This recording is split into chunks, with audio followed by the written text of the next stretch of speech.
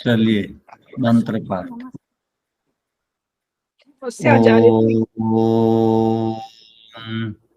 सहनाववतु सहनौ भुनक्तु सह वीर्यं करवावहै तेजस्विनावधीतमस्तु मा विद्विषावहै। ओम शांति शांति शांति।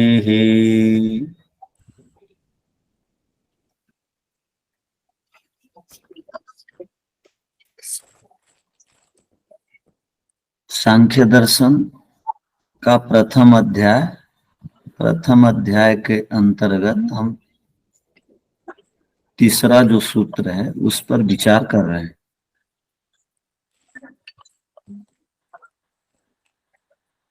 सूत्र है प्रात्यहिक क्षुत प्रतिकारवत् तत्प्रतिकार चेष्टनात् पुरुषार्थत्वम्।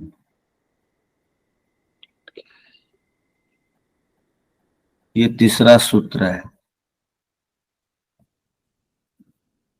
सूत्र का मूल विषय है कि जो दृष्ट हैं साधन, जिनको हम आंखों से प्रत्यक्ष करते हैं, देखते हैं और देख करके अपनाते हैं, वे दृष्ट कहलाते हैं। उनसे दुखों को हटा देने पर, उनसे जब हम दुखों को हटा देते हैं, प्रतिकार करना अर्थात विनाश करना,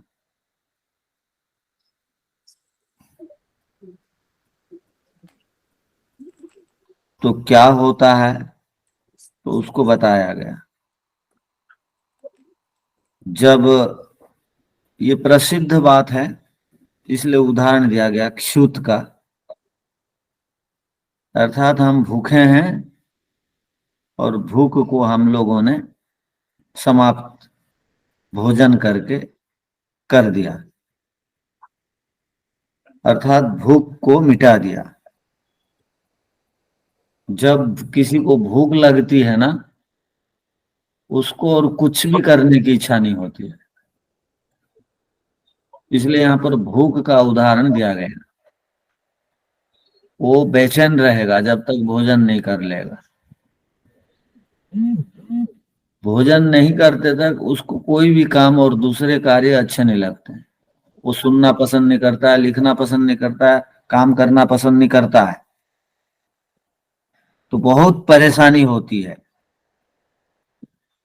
भूखे आदमी को, और उसका वो तत्काल समाधान चाहता है। तो तत्काल समाधान मिलते ही वह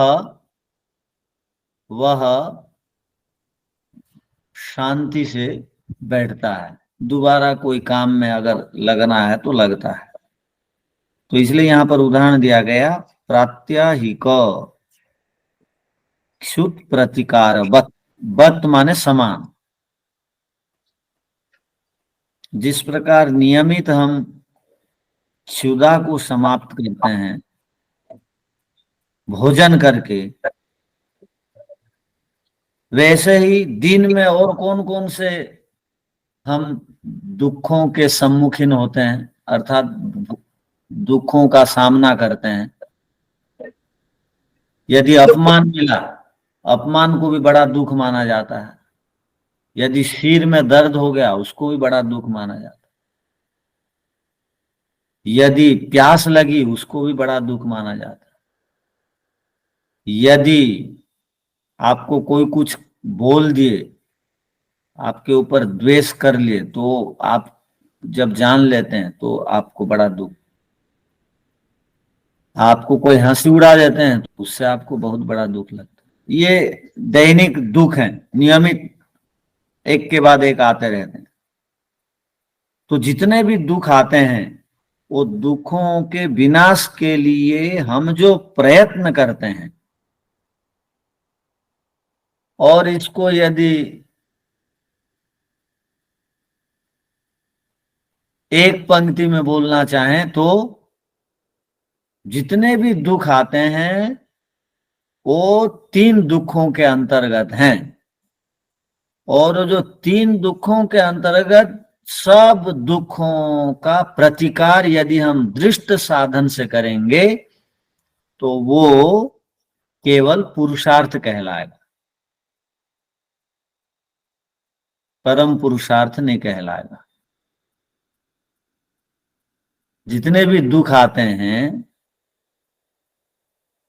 आप लोगों के समक्ष दैनिक जीवन में, वो सारे के सारे दुखों को तीन मुख्य दुख के अंतर्गत ले लिया गया, और वे सारे के सारे दुखों को आप यदि दृष्ट साधन से हटाने का प्रयत्न करते हैं तो वो पुरुषार्थ की कोटि में वो आएंगे। हटाने की प्रक्रिया जो आप लोग कर रहे हैं, और उससे नितांत उन दुखों की निवृत्ति नहीं होगी। कुछ क्षण और कुछ समय के उपरांत पुनः वे सब दुख दिखाई देने से,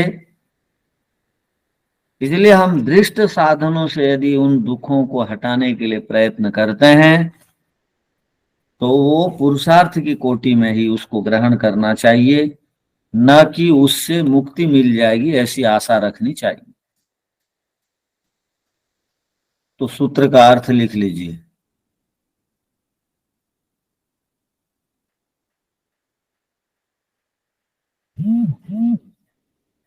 यदि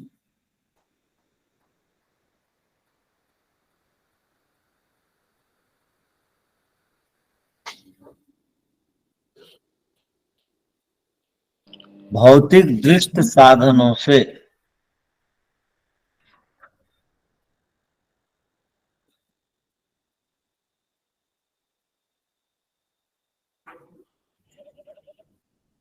दुखों का प्रतिकार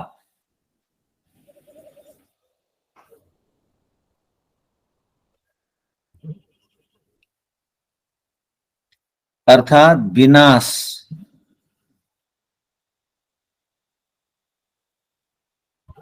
करें तो भी, ये भूमिका है।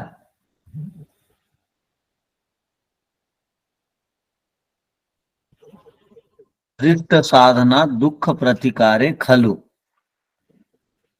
जिसके पास संस्कृत की पुस्तक है, ये इतनी सी आधी पंक्ति वहां पर लिखी है, उसका ये अर्थ है। तो भी, अब सूत्र का अर्थ लिखिए। जैसे प्रतिदिन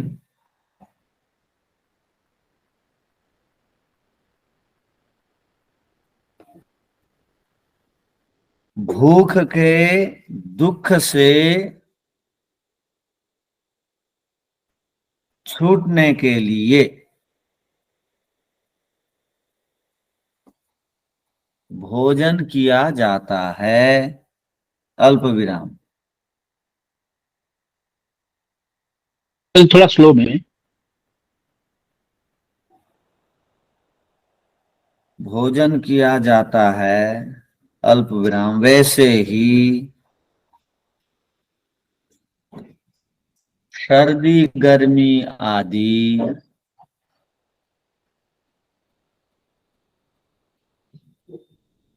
विविध वैसे ही सर्दी गर्मी आदि विविध अन्य दुखों से छूटने के लिए भी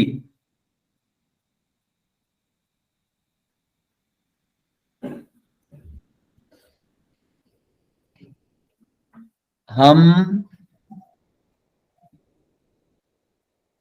भौतिक दृष्ट साधनों का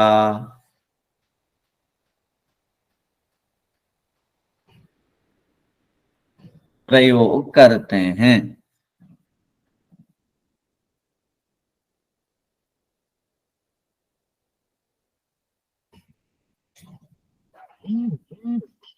यह हम छूटने के लिए छूटने के लिए भी हम भौतिक साधनों का प्रयोग करते हैं।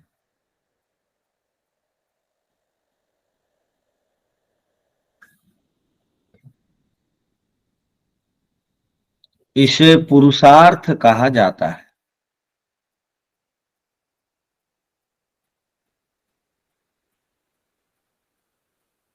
पुरुषार्थ का अर्थ है यह हमारा प्रयोजन भी है।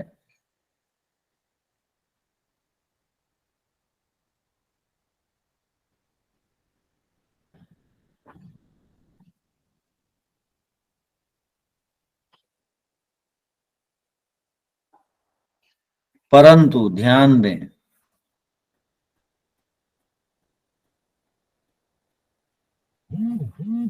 इन भौतिक साधनों से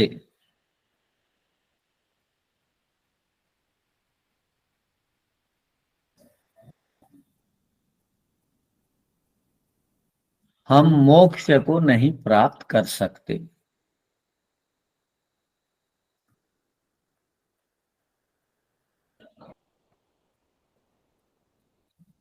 पूर्ण विराम।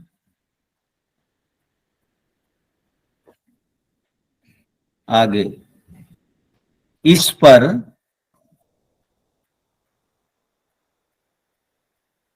किसी की शंका हो सकती है कि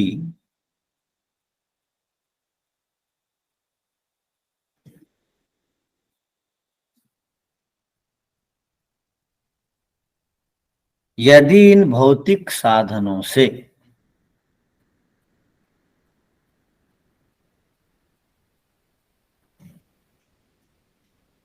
मुक्ति नहीं मिलती तो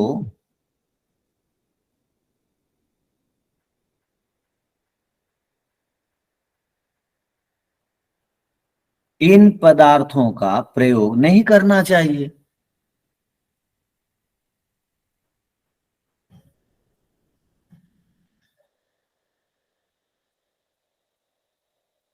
इसका उत्तर है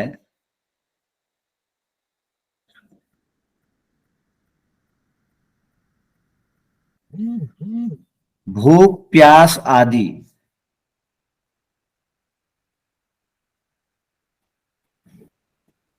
दुखों को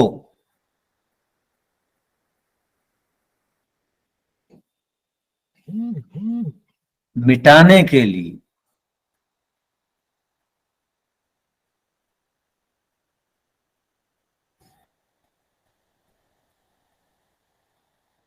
रोटी पानी आदि का प्रयोग करना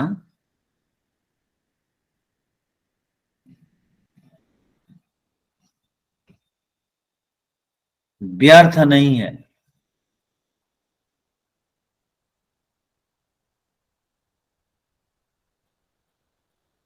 अनर्थ का कारण नहीं है।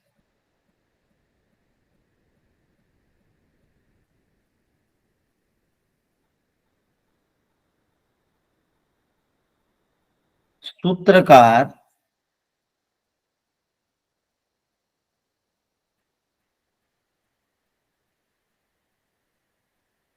यह नहीं कह रहे हैं कि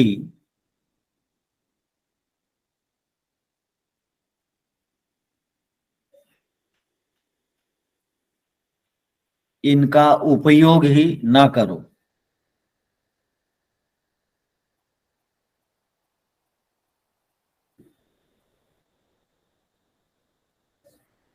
बल्कि वह कहना चाहते हैं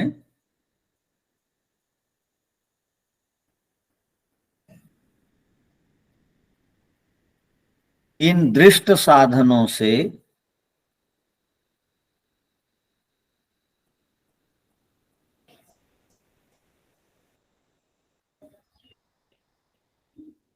दो चार छह घंटे या कुछ दिन के लिए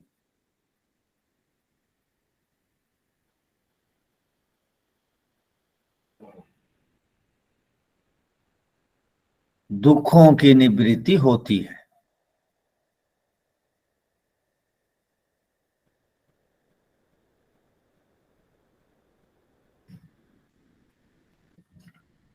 किंतु वे दुख पुनः आ जाते हैं।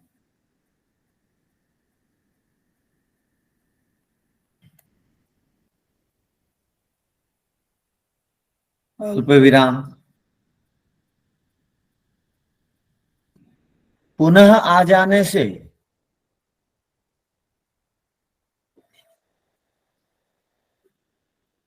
उनकी निवृत्ति के लिए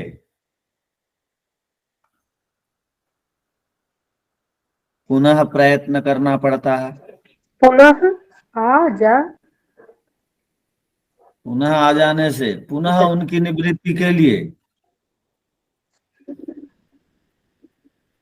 फिर से प्रयत्न करना पड़ता है।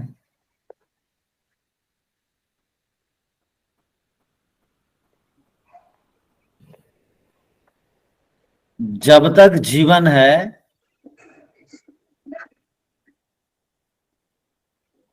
हाँ ठीक है।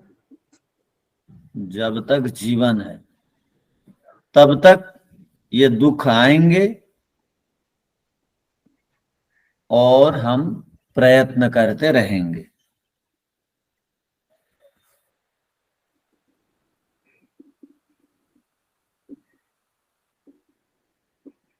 किंतु इन दृष्ट साधनों से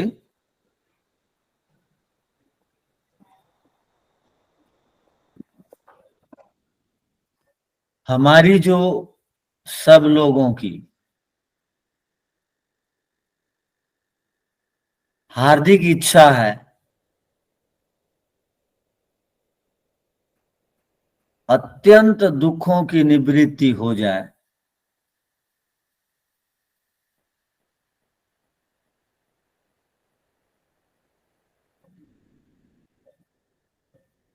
उस प्रकार की निवृत्ति नहीं होती।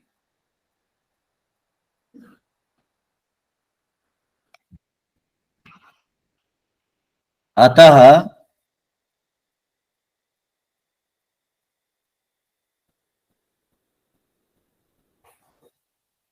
जो व्यक्ति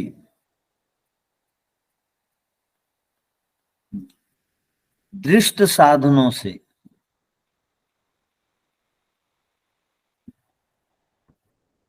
दुखों का प्रतिकार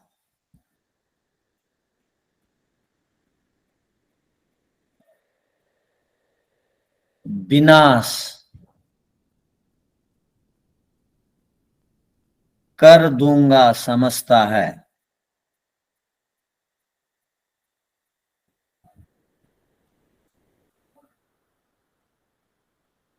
उसको यह सूत्र को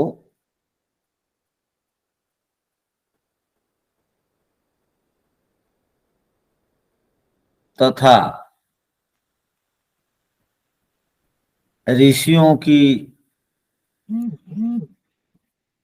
इस चरम वाणी को याद रखने की आवश्यकता है।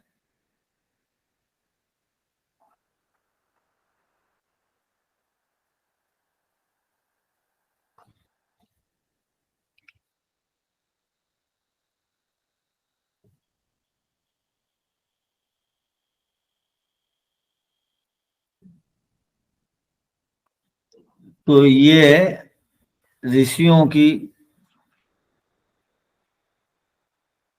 माने अंतिम उपदेश और कथन है।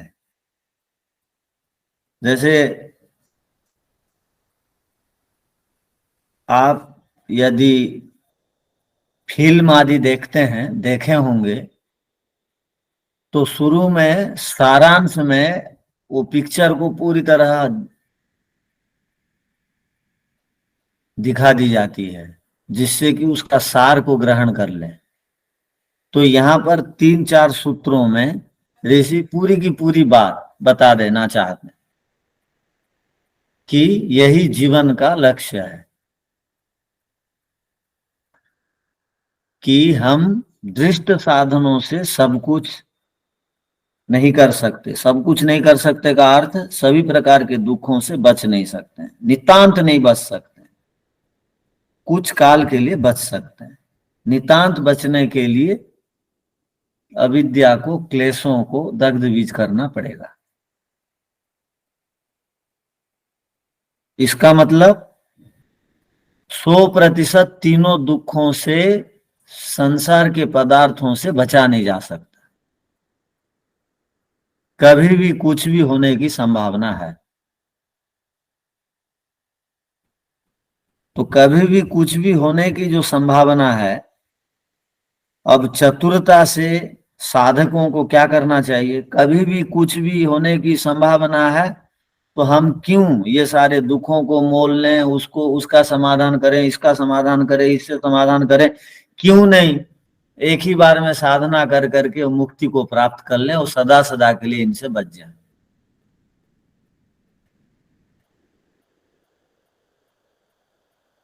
तो अब देखिए,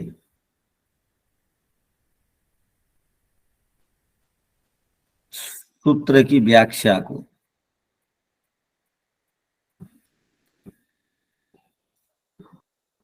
प्रात्याहिक क्षुत प्रतिकार बत। बत माने समान, प्रतिकार माने विनाश, क्षुत माने भूखा, भुभुक्षा, प्रात्याहिक माने रोजाना, प्रत्यहम। अब स्वामी ब्रह्ममुनि जी प्रत्येक सूत्र में स्थित पदों की व्याख्या करते हैं। प्रत्यहम यथा, जैसे क्षुत प्रतिकारो, क्षुधा की निवृत्ति, भोजनात् क्रियते, भोजन से संभव है, तद्वत वैसे ही, प्रतिकार चेष्टना तस्य, उन, त्रिविधस्य, किन, उन, क्या। तो पहले प्रकरण आ रहा है, त्रिविधस्य दुखस्य, 3 प्रकार के दुखों का, प्रतिकार व्यापारा, प्रतिकार का व्यापार से। व्यापार माने युक्त होना, लगे रहना। पुरुषार्थत्वम, यह पुरुषार्थ ही है। पुरुषार्थता भवतु, इसको पुरुषार्थता कहेंगे।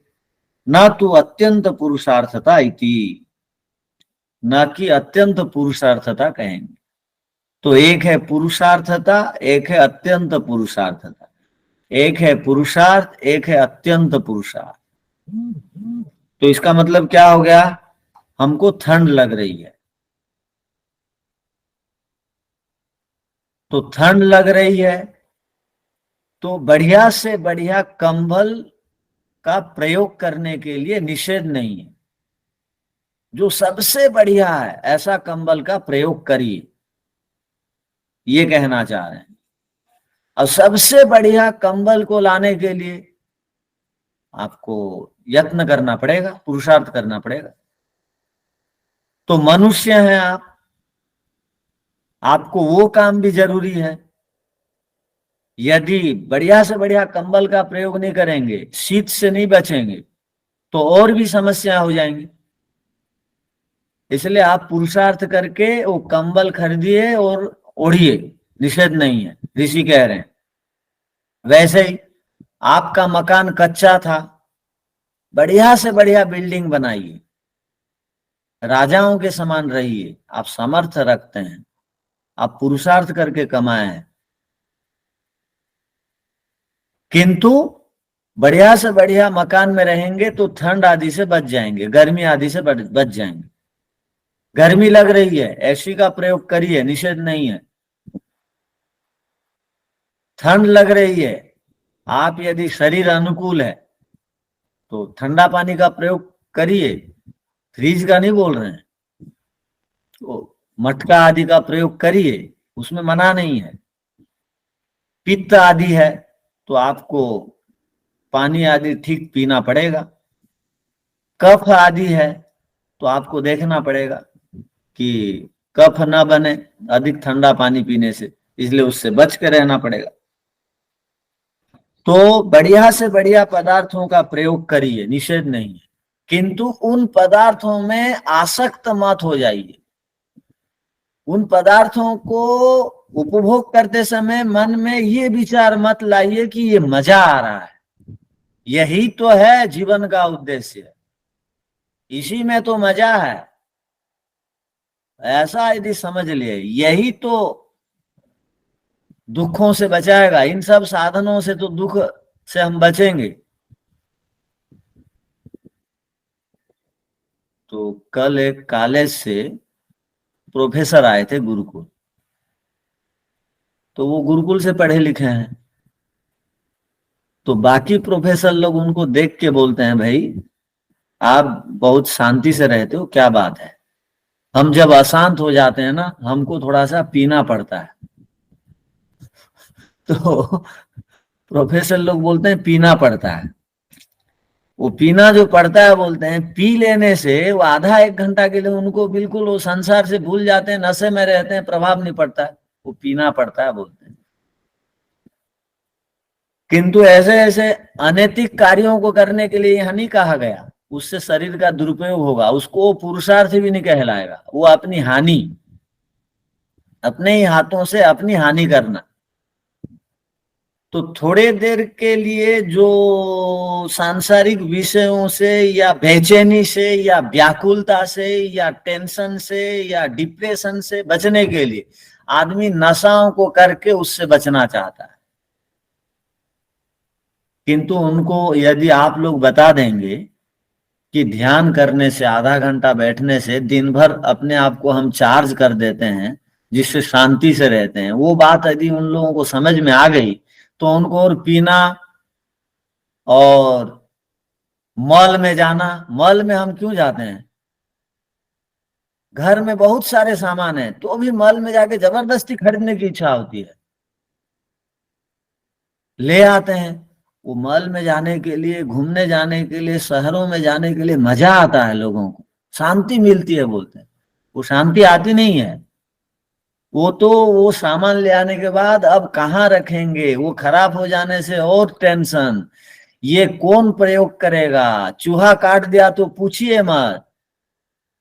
तो कहने का अभिप्राय, हम जो विभिन्न उपायों को अवलंबन करते हैं, प्रयोग करके देखते हैं, घूमने चलो जाएंगे, इससे मजा आएगा। तो तो ये जो हम विभिन्न साधनों को अपना करके प्रयत्न करते हैं, वो सारे दृष्ट हैं, वो आंखों से दिखाई देते हैं ये सारी बातें, तो वो सारे के सारे दृष्ट हैं। तो दृष्ट साधनों के पीछे बिल्कुल हम दौड़ लगा रहे हैं, कहीं कुछ शांति मिल जाएगी इस हेतु से। किंतु यहां ऋषि ने स्पष्ट निषेध कर दिया।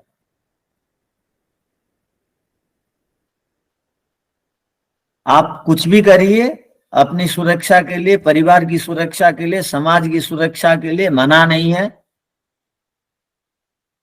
किंतु वो पुरुषार्थ की कोटि में ही आएगा। तो गुरुकुल बनाना भी पुरुषार्थ है,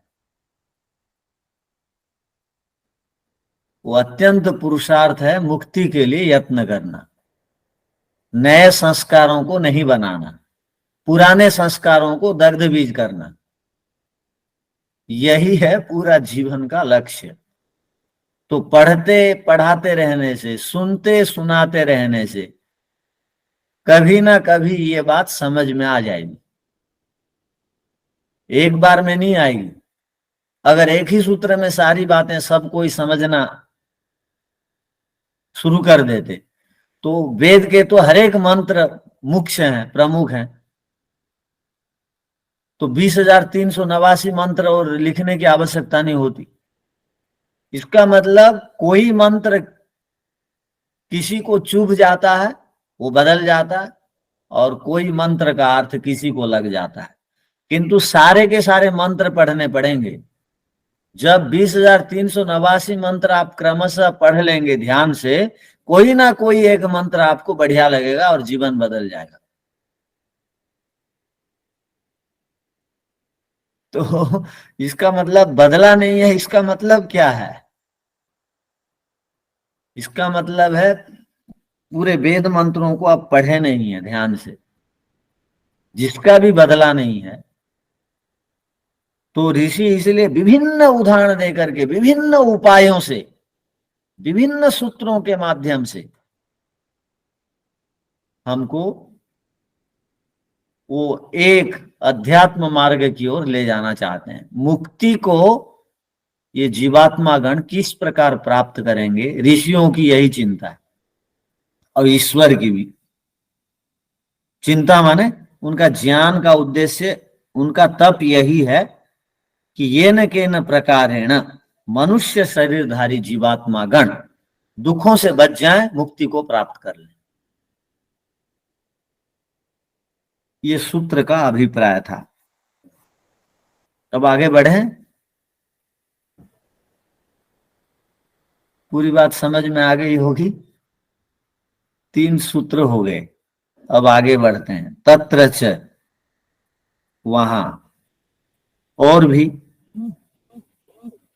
इस पर और भी एक महत्वपूर्ण बात बताई जाएगी। माने ऋषि लोग देखिए हमारे मन की बात कैसे जान लेते थे, विचित्र बात है। ये सूत्र आप पढ़ेंगे ना, आपकी मन की बात ऋषियों ने कैसे लिख दी, ऐसे एक जिज्ञासा होगी। आप एकांत में बैठ करके इस सूत्र के विषय में चिंता करेंगे ना, तो आपके मन में ये बात आएगी कि हम लोग आजकल जो सोच रहे हैं, ऋषियों ने कैसे वो रामायण काल से पहले वो सांख्य के सिद्धांत को लिख करके सूत्रों के माध्यम से ये दुनिया को उन्होंने दिया, उपहार के रूप में, प्रसाद के रूप में। तो हम लोगों की मन की बातें सूत्रों के माध्यम से लिखी गई हैं। देखिए क्या है, हम लोग क्या सोचते हैं, आप कोई सोचते हैं क्या इस विषय में? ये सूत्र को पढ़ेंगे तो बात समझ में। क्या? सर्व असंभवात, देखिए क्या लिखा है सूत्र में, सर्वासंभवात।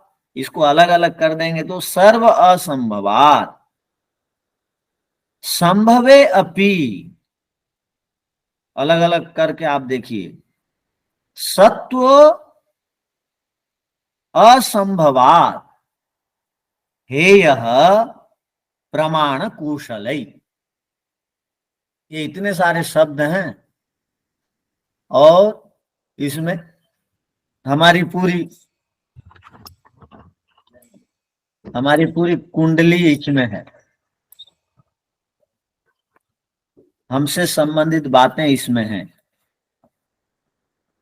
और ऋषिगण किसी को दुख देना नहीं चाहते हैं। ये सूत्र लिखने का उद्देश्य ऋषियों को किसी को दुख देना, चोट पहुंचाना नहीं है। वो केवल अपनी अनुभूति लोगों के बीच रख रहे हैं।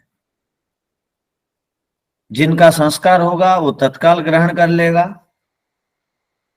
और जिनका संस्कार नहीं होगा तो वो बोलेंगे ये बैलगाड़ी कालीन बातें हैं। आजकल विमान की बात हो रही है, वो पुरानी बातों को लेकर के ये चल रहे हैं। ऐसे बोल के लोग टाल देते हैं ऋषियों की बातों को। तो यहां क्या कह रहे हैं? सर्व असंभवात, दृष्ट साधनों से सभी प्रकार के दुखों से नहीं बचा जा सकता। सभी प्रकार के दुखों को हम दृष्ट साधनों के माध्यम से समाप्त नहीं कर सकते। आगे और क्या कह रहे हैं ऋषि? बड़े विनम्र होते थे ऋषिगण। वो क्या कह रहे हैं? चलो हमारी पहली बात आपको अच्छी नहीं लगी तो हम दूसरी बात बोल रहे हैं। संभवे अपि, मान लीजिए आप विभिन्न प्रकार के साधनों को संग्रह कर लिए और सब प्रकार के दुखों से बच भी गए, मान लीजिए। एक दुर्जन तोष न्याय होता है। और ऋषि लोग जो है समझाने के लिए बहुत उदाहरण देते हैं। दुर्जन तोष न्याय का मतलब क्या? एक आदमी मान नहीं रहा था, भगवान नहीं होते हैं, नहीं होते हैं, नहीं होते हैं बोला। तो वो बोला चलो आपकी बात मैं मान लेता हूं, भगवान नहीं होते हैं, ईश्वर नहीं होते हैं, आपकी बात मान लेता हूं। आप ये बताओ, आप जो मोबाइल को हाथ में लिए हो, वो मोबाइल को बनाने वाले को आपने देखा है क्या? आप जिस साड़ी को पहनती हैं, वो साड़ी को बनाने वाले कंपनी के मालिक को या कौन कारीगर बनाया देखे हैं क्या? नहीं। और उसको कोई बनाया तब वो साड़ी बन के आई या अपने आप बन गई? वो नहीं मानने वाले बोले अपने आप नहीं बनी, कोई बनाया। तो वैसे वैसे ही ईश्वर नहीं दिखाई देते, इसका मतलब ये थोड़ी है कि वो अपने आप सारी चीजें बन गई, सूर्य चंद्र ग्रह नक्षत्र वृक्ष वनस्पति है, कोई बनाने वाला हो। तो वो कुछों को समझाने के लिए बोला जाता है, चलो आपकी बात कुछ देर के लिए हम मान लेते हैं। तो वैसे ही ऋषि यहां क्या कह रहे हैं? सर्व असंभवात, सब दुखों की निवृत्ति दृष्ट साधनों से नहीं हो सकती। तो किसी ने कहा नहीं, मैं जो है ना ठंड से बचने के लिए विभिन्न उपायों को कर रखा हूं, अब आगे कभी बीमार पड़ूंगा बोल करके 2 करोड़ रुपया रख रखा हूं, और कोई मेरे घर हमला ना कर दे इसलिए चारों ओर सिपाहियों को लगा रखा हूं, और मुझे समय पर भोजन मिले, रस मिले, इसलिए अच्छे से अच्छे सेवक रख रखा हूं। जब जहां जाना पड़े उसके लिए गाड़ियों की व्यवस्था है। आजकल गाड़ियों में बैठते हैं तो दुर्घटना होने की संभावना है, किंतु मेरी गाड़ियों में ऐसी व्यवस्था है, दुर्घटना होने पर भी मैं बच जाऊंगा। आजकल वो बैलून आदि की व्यवस्था हो गई है, तो उससे मैं बच जाऊंगा, बड़ी से बड़ी दुर्घटनाओं से भी बच जाऊंगा। ये सब कल्पना करके चला। तो ऋषि बोले ठीक है भाई, संभव है। अभी मान लो जो भी आजकल तात्कालिक दीर्घकालिक दुख आते हैं उससे तुम बच भी जाओगे दृष्ट साधन, मान लिया जाए संभव है। सत्व असंभवात, सत्व कहते हैं मुक्ति तो भाई नहीं मिलेगी दृष्ट साधनों से, सत्व कहते हैं मुक्ति को, मुक्ति नहीं मिलने वाली। इसलिए क्या करना चाहिए? हे यह त्याज्य है, हे यह माने छोड़ने योग्य हैं, दृष्ट साधनों के पीछे दिन रात एक करके लगे रहना ये अच्छी बात नहीं है, ये बुद्धिमानों का लक्षण नहीं है। इसलिए दिन रात उसी के चक्कर में मत पड़ो, गीता मत फैलाओ, ये कह रहे हैं।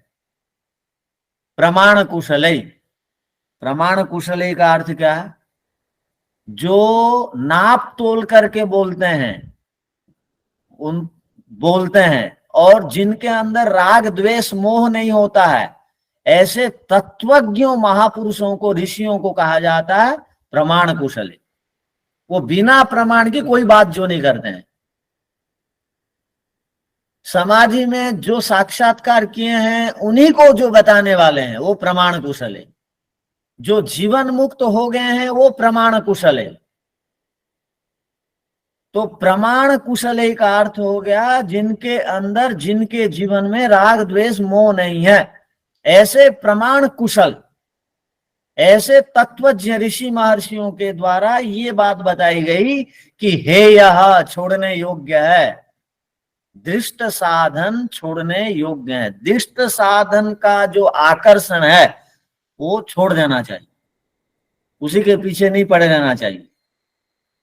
दोनों काम एक साथ करना चाहिए। जीवन जीने के लिए दृष्ट साधनों की आवश्यकता है, किंतु आसक्ति होकर के भोगेंगे नहीं, उसी में सुख मिल जाएगा ऐसा सोचेंगे नहीं, उसी से मुक्ति मिल जाएगी ऐसे सोचेंगे नहीं, ये कह रहे हैं। हाँ, ये तो निषेध नहीं है कि उनसे कुछ काल के लिए सुख मिलता है, ये तो कह रहे हैं बार बार, किंतु वो दुख दोबारा आ जाता है। वो कुछ काल के लिए दुख मिटता है, सुख मिलता है, ठीक है, दोबारा आ जाता है। वो नहीं आता है तो अलग कोई दुख आ जाता है, आता तो है। अब सिर दर्द की दवाई आपने खाई तो सिर दर्द तो समाप्त हो गया, किंतु और एक एलर्जी आ गई शरीर में, और एक समस्या आ गई, तो उसके लिए एक दवाई आपने खाई तो और एक समस्या आ गई। तो ऐसा ही है, संसार का दुख जो है भिन्न भिन्न रूपों को लेकर के दिखाई देते हैं। जैसे आजकल भिन्न भिन्न रूपों में नए नए भगवान बनते हैं अज्ञानता के कारण, वैसे ही दुख भी नए नए रूपों में आ रहे हैं अभी, जिनकी हम कल्पना ही नहीं कर सकते। ऐसे ऐसे नाम वाले दुख आ रहे हैं। तो उन सारे दुखों से बचने का एक ही उपाय है, प्रमाण कुशलई अर्थात तत्वज्ञों ने बता दिया, जो नाप तोल करके बोलते हैं। समान नापने को प्रमाण कहा जाता है। जो ज्ञान का साधन है वो प्रमाण है। तो प्रमाण के बिना हम अस्तित्व को सिद्ध भी नहीं कर सकते हैं किसी का। तीनों में से कोई ना एक प्रमाण चाहिए। अब बच्चों को ईश्वर है इसको सिद्ध करने के लिए क्या करना पड़ेगा? शब्द प्रमाण से समझाना पड़ेगा। और हरेक पदार्थ प्रत्यक्ष नहीं होते हैं, अनुमान प्रमाण से भी बहुत सारी बातें बतानी पड़ती हैं। हरेक पदार्थ प्रत्यक्ष नहीं होते हैं, ध्यान रखिए। अनुमान की इसलिए आवश्यकता होती है, शब्द प्रमाण की इसलिए आवश्यकता होती है। तो जो प्रमाणों के अनुसार बातचीत करते हैं, जो तत्वज्ञ हैं, जिनमें राग द्वेष मोह नहीं है, ऐसे लोगों ने एक सिद्धांत बनाया है। क्या सिद्धांत है उनका? कि एक भौतिक साधन रूपक सुख को आप ग्रहण करेंगे तो एक प्रकार का भौतिक दुख दूर होगा। उन्होंने क्या नियम बनाया? एक साधन से एक दुख दूर होता है। इसका मतलब क्या हो गया? यदि आपको भूख लग रही है तो यदि आप पानी पिएंगे तो वो भूख रूपक दुख दूर नहीं होगा। भूख रूपक भौतिक दुख को मिटाने के लिए भोजन रूपक भौतिक सुख की आवश्यकता है। प्यास रूपक भौतिक दुख को समाप्त करने के लिए पानी रूपक भौतिक सुख की आवश्यकता है। तो जिससे संबंधित जो सुख दुख है उससे संबंधित आपको साधनों को लाना पड़ेगा। आपको हार्ट की समस्या है और लीवर की दवाई खाएंगे तो हार्ट की समस्या दूर नहीं होगी। इसलिए बुद्धि पूर्वक काम करने के लिए ईश्वर ने मनुष्यों को बुद्धि देने के साथ साथ वेद का ज्ञान भी और ऋषियों को भी दे दिया। इनसे उपयोग करो। तो यहां ऋषि क्या कह रहे हैं कि एक दुख को समाप्त करने के लिए एक साधन काम में आता है।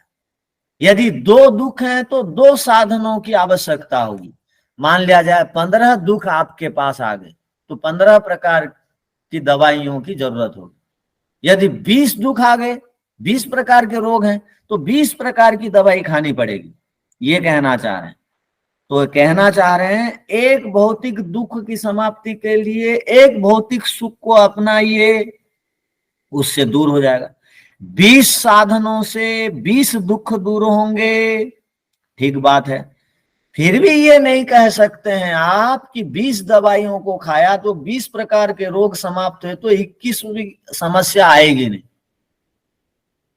वो 21वीं समस्या फिर आ जाएगी। इसलिए यहां ऋषि कह रहे हैं कि विभिन्न प्रकार के साधनों से आप विभिन्न प्रकार के दुखों को मिटाने पर भी मोक्ष रूपक जो परम सुख है, अत्यंत दुख निवृत्ति की स्थिति है, वो हमको बाह्य साधनों से वो स्थिति वो उपलब्धि नहीं मिलेगी। इसलिए प्रमाण कुशलों के द्वारा कहा गया है ये मार्ग जो है ठीक नहीं है। इसी मार्ग में सब कुछ उपलब्ध हो जाएगा, विचार करना ये बात ठीक नहीं है। ऐसी बात करना छोड़ दीजिए।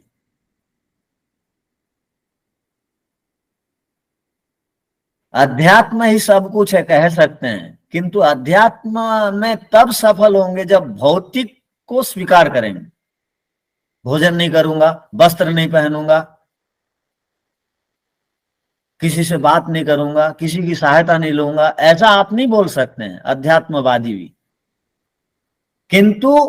किंतु उन्हीं कार्यों में लगे रहना, इसको गौण समझना, इसको अप्रधान समझना, इसको बिल्कुल उपेक्षा कर देना, इसके बिना भी मैं सुखी रह जाऊंगा बोलना, ये बिल्कुल गलत बात है। ये कहना चाह रहे हैं। तो शायद ये बात हमको समझ में आ गई। सूत्र का एक मोटा मोटा सा अर्थ हम समझ ले होंगे। अब इसको आगे और विचार करेंगे। ओम चल रहा था। शांति। सबको सादर नमस्कार।